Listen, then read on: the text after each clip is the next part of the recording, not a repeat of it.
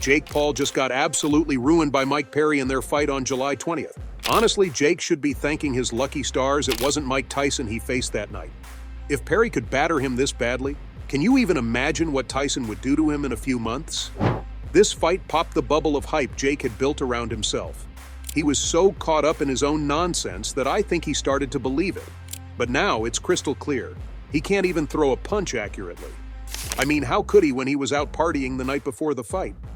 There wasn't a single moment where Jake Paul seemed serious about this fight, and now we see the results. And now, let me prove why Jake Paul got thoroughly schooled. So Mike Perry's boxing style is a spectacle of aggression and tactical genius. Imagine a bulldog with a game plan.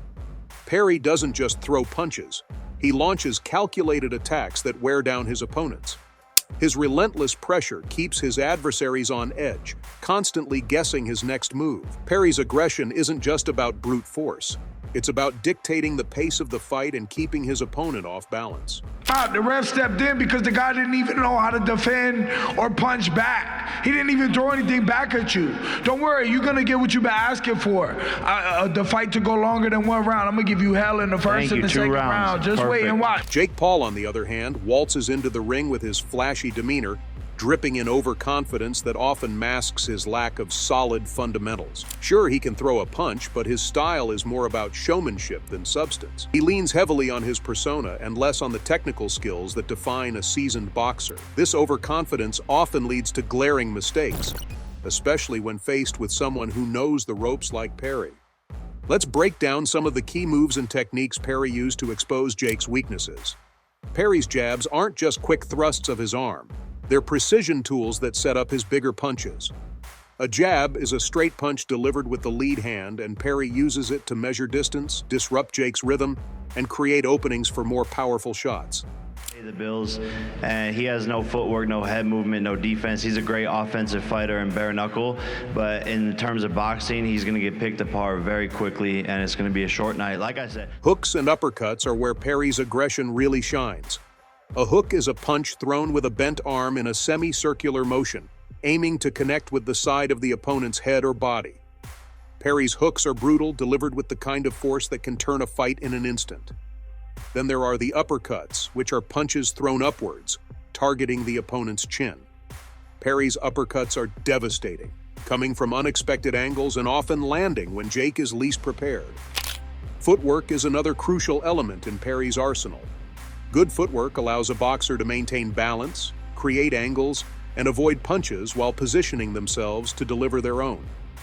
Perry's footwork is smooth and purposeful, enabling him to move in and out of range effortlessly. This contrasts sharply with Jake's often clumsy and static movement, making him an easy target for someone as mobile and strategic as Perry. Now, if you got the meanings of these boxing jargons, let me put them in the story. As the fight progressed, the statistics began to paint a clear picture of Jake's inadequacies. Perry's punch accuracy remained impressively high, averaging around 56%, while Jake's dipped to a dismal 18%. Perry landed a total of 150 punches compared to Jake's 85, showcasing a significant disparity in their offensive capabilities. Physically, the fight also highlighted the differences between the two fighters. Despite Jake having a slight height and reach advantage, with his 6.1 frame and 76-inch reach compared to Perry's 5'10" height and 74-inch reach, Perry's skill nullified these physical attributes. Perry's ability to close the distance and land effective shots showcased his superior boxing IQ and experience. One of the most telling aspects of the fight was Jake's lack of stamina. By the midway point, his punch output had decreased by 40%, indicating poor conditioning and preparation.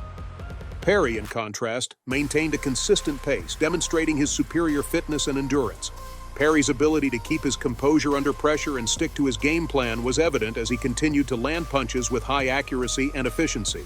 But if we rewind to just 2 days before the fight at the press conference, you'll see Jake Paul's journey to the bout with Mike Perry was filled with an ocean of trash talk and sky-high confidence.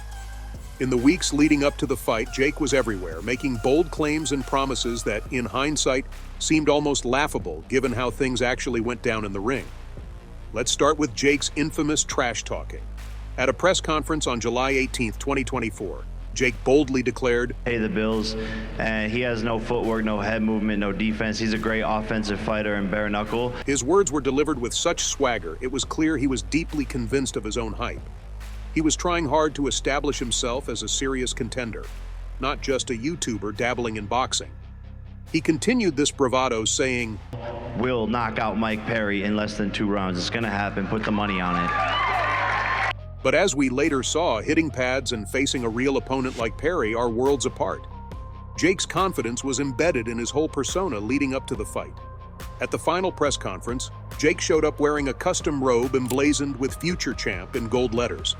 He strutted onto the stage, taunting Perry with lines like, "Both are killers and both are super, super dangerous, but that's why I wanted to stay active, keep this fight card alive, stay getting experience under the bright lights on my path to world championship." And his cockiness knew no bounds, and he seemed utterly convinced that he was destined to win. His pre-fight claim was quickly disproven as Perry's jabs and hooks found their mark. The gap between Jake's perceived abilities and his actual performance was glaring. Even Perry couldn't resist taking a jab at Jake's overconfidence. In his post-fight interview, Perry remarked, "Got beat by Love Island boy. Love Island boy beat you up. He ain't no killer, and he beat you up." Mike Perry didn't just claim victory on fight night, he had already landed a significant blow to Jake Paul months before. Back in June 2024, reports surfaced that Perry had knocked out Jake during a private sparring session at a Miami gym. Tyson publicly warned Jake Paul about engaging and risky bouts so close to his major showdown scheduled for November 15, 2024. Tyson's advice was crystal clear.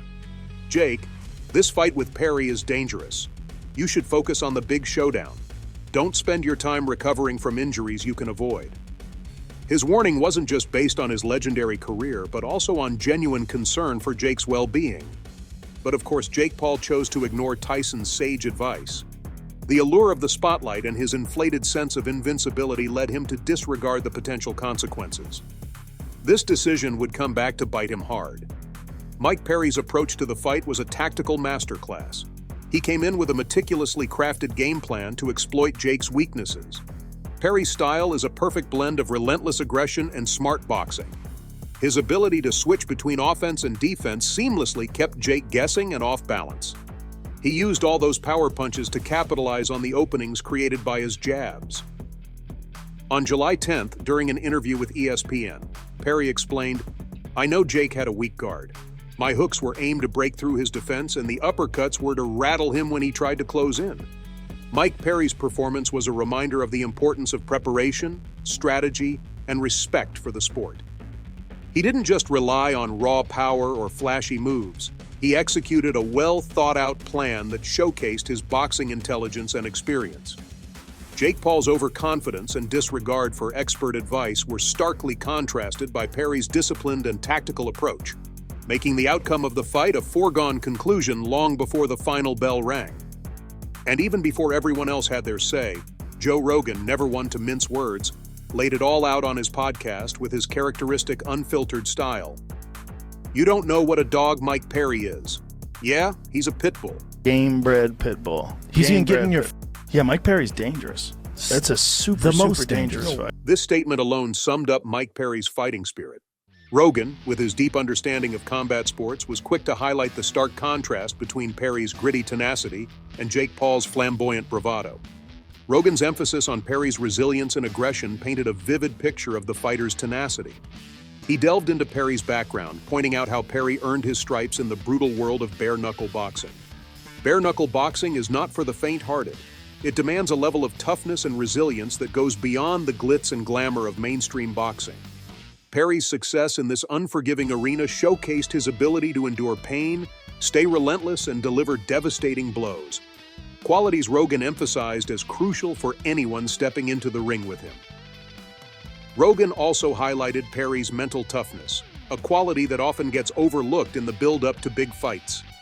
"Mental toughness is what separates good fighters from great ones," Rogan explained. Mike Perry's been in situations where he's had to dig deep, where giving up wasn't an option. Jake hasn't faced that kind of adversity yet. It's one thing to talk about a big game, but it's another to back it up when you're in the trenches. It was like watching Jake's sandcastle get wiped out by a wave named Mike Perry. Now, Jake's got nothing to show for all his trash talk, and even Mike Tyson might be thinking twice about wasting his time with him. Jake's proven he's much better at running his mouth than landing punches. What do you guys think? Drop your thoughts in the comments below.